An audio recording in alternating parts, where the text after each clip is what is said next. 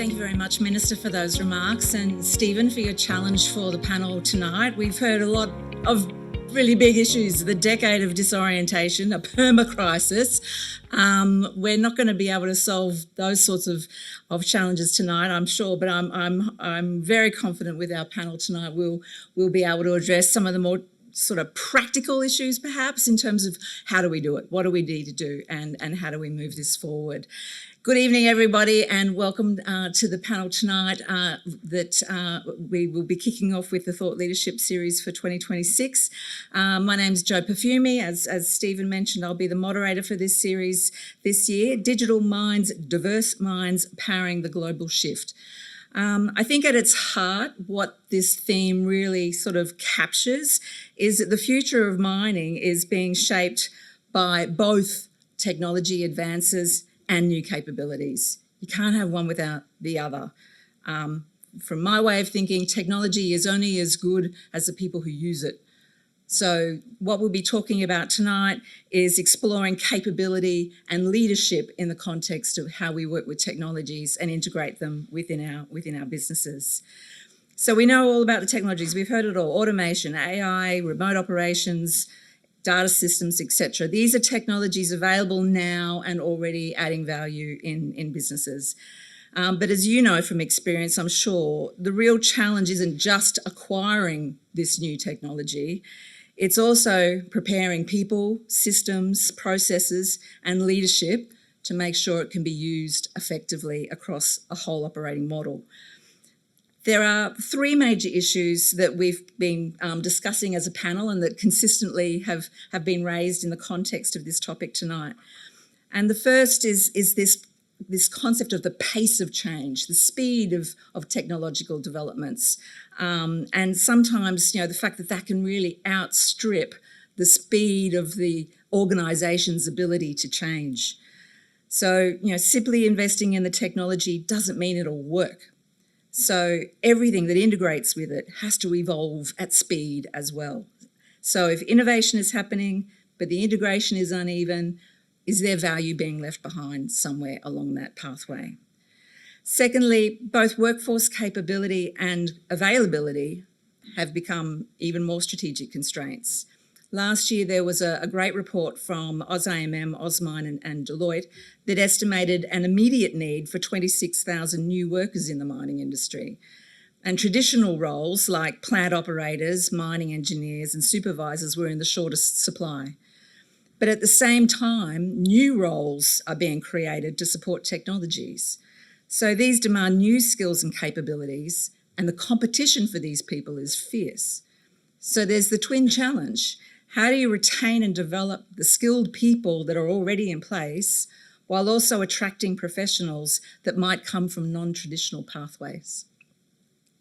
And then the third theme is around leadership and culture and their importance, critical importance to transformation.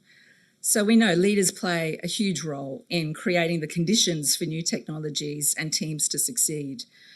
But with this new realm of digital minds, what kind of leadership is effective? How do you inspire the attitudes and behaviours necessary to build the right culture to navigate everything that it involves to embrace the change and the innovation? So as we begin today's discussion, the key question is not simply what technologies we adopt, but how we lead our people and organisations through the transformation, how we redesign work so humans and automation can complement each other, and how we build those cultures that embrace learning and continuous improvement. So my experience in this space comes from over 20 years in mining and energy as a leader responsible for corporate affairs, sustainability, and at one point human resources. So with Xstrata Zinc and later Glencore on the East Coast, and I worked with Queensland Gas Company and Coal Seam Gas, and now Schlam Payload, I've communicated change, I've listened to the perspectives of internal teams and external stakeholders, and I've been the person sitting at the boardroom table to influence or advise on what that means for risk, investment, and also operations. So it's a topic that's of tremendous interest to me, and it's been a pleasure to meet our panel this evening as we plan for this discussion. It's a great panel who are certainly people who are at the front lines of providing the advanced technology and solutions that we're talking about, whether it's finding new ore bodies, improving productivity, reducing costs or carbon emissions. These guys are experts. Let's get started. So as we've outlined, future of mining is being shaped not only by technologies but also capabilities and leadership models, and it's all about delivering value. So thinking about these new technologies that are here now and emerging, Andrew, what are you finding are the barriers that are still happening to blocking the successful adoption of new technologies? Yeah, I think for me, it's probably the first barrier starts with actually making a case for it. Yeah.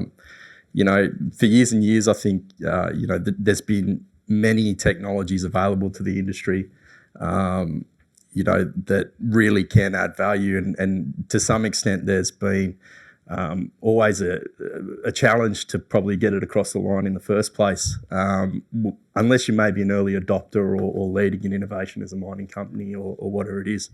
And I think recently we've probably seen a big change in that where, and maybe it's some of the global factors that are going on now, where it's not just the early adopters that are sort of deciding on it, but the rest of the industry actually jumping on board. And I think, when you look at it, as far as in Australia, we've had a mix of surface mining adopting, autonomous systems and underground having its challenges. And years you've seen where, there's been maybe it took the industry maybe 10 years before we leapfrogged, or 5 years before we leapfrogged with another piece of technology.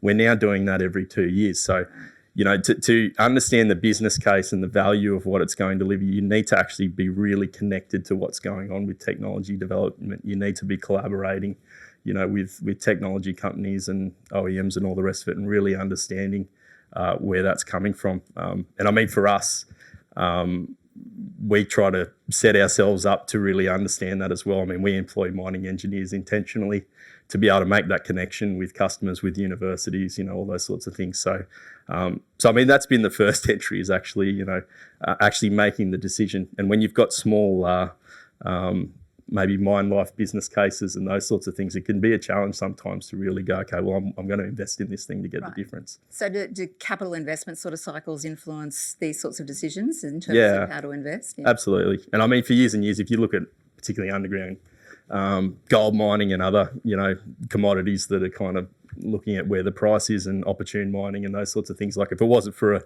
a few contractors driving innovation, you might not have some of the technology that's actually out there already embedded and implemented. So for me, that's one of the first ones, and probably next to that is it then comes to the people. Yeah. We've probably gone to the days where the technology now is the barrier or the risk. It's the risk of the people being able to adopt it. Great. So let's explore that a bit first. So Tim, from an organisational readiness, what the people that you're talking to, what are they continuing to underestimate in terms of these sorts of integration programs? What are you finding is the barrier to the organisational readiness for technology? Yeah, it's a good question. I think what we're seeing a lot of is, first and foremost, the people that are making the decision, the people that have the CapEx decision in their hands, are trying to see what's in it for them and what the company will get out of that investment or taking on a new technology.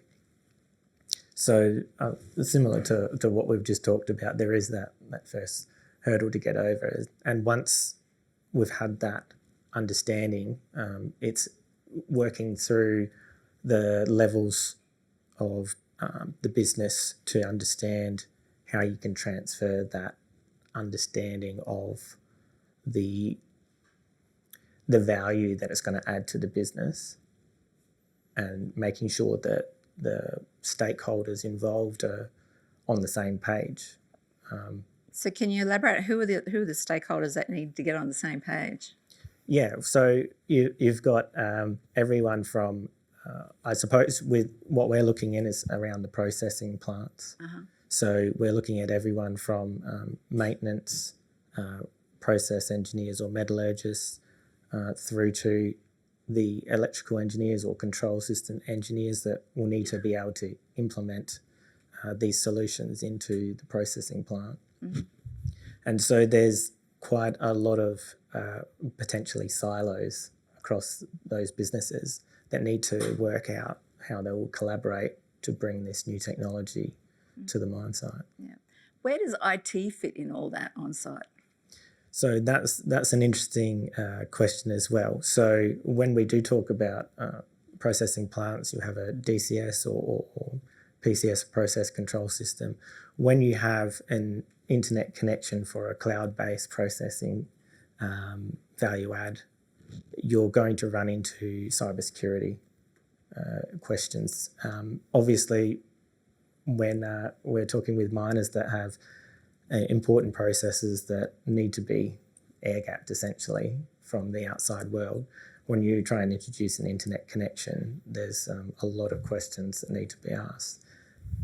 I think businesses are getting better at understanding the cybersecurity requirements for adding value, where we have AI and cloud-based systems where data is being processed, and that does need to be processed outside of the edge or computing on site.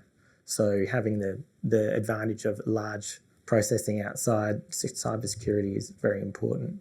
So I think a lot of large mining companies will have that as a centralised area, and so there's more collaboration between individual sites and the cybersecurity experts.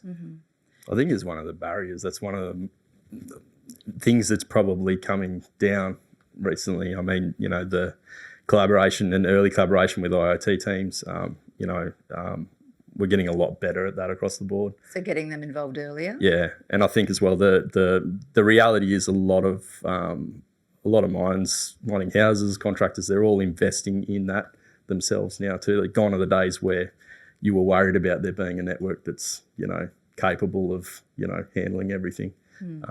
There's a lot of reason for having good networking infrastructure now that's not just around one particular need. So that is one of the barriers that's coming down as well, I think. Right, so you're talking about really it's a cross-functional kind of exercise to embed these technologies across a number of different specialist groups across the business, that you need to get involved early in the piece. Yeah, okay. So are there any strategies that you're seeing amongst companies that are doing this well, that in terms of breaking down those silos and getting that really good collaboration? Yeah, we're starting to see, I think, as we've just discussed, that's something that we're having better preparation at the early stages. So there's, I suppose, two ways to think about. You've got greenfields, new builds, where you can design in these technologies and have that at the early stage. And then there's the brownfields, existing operations that we're trying to, shall we say, retrofit these solutions into an existing operation. So the existing companies and may not have the cybersecurity at forefront of mind, but as we're talking about, the barriers are coming down, and we're starting to have those questions come at the first part where you're talking about a digital solution or AI or cloud-based anything. It's like, oh, okay, we know who that is. We'll direct you to this person or add them to the conversation. Right. So getting the right team together from the outset is part of the trick. And making sure you know how to ask those questions. Right. And whereas perhaps and we're talking about before in the infancy, it was a little bit of an afterthought about, oh, okay, now we need to get someone from IT involved. It's more like, okay, let's address the elephant in the room, cybersecurity, because we want to be able to use your data that you're generating. Perhaps we're adding sensors that generate new data that don't exist at the moment, and we're trying to put that in a centralised processing.